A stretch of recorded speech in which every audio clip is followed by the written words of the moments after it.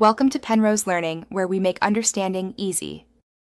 In this video, I will explain how to make salsa de jitomate. First, let's gather our ingredients.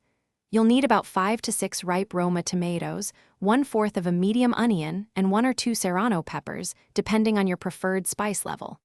Don't forget 2 cloves of garlic, a small bunch of fresh cilantro, and a pinch of salt to taste.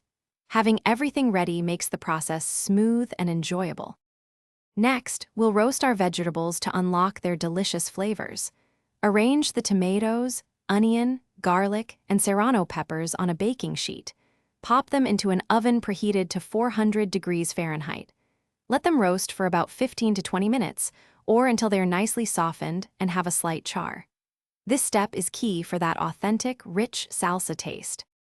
Now it's time to blend everything together. Carefully transfer all the roasted vegetables into your blender or food processor. Add a small handful of fresh cilantro and about a half teaspoon of salt. You can always adjust the salt later. Pulse the mixture until it reaches your desired consistency. Some people prefer it chunky, while others like it smoother, so blend to your liking. Finally, give your salsa a taste test. This is your chance to adjust the seasoning. Perhaps a little more salt or a squeeze of fresh lime juice will brighten it up. Once you're happy with the flavor, transfer your homemade salsa de jitomate to a serving bowl.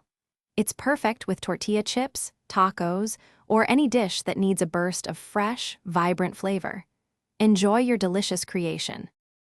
Thanks for watching. If this was helpful, leave a like and consider subscribing. See you next time.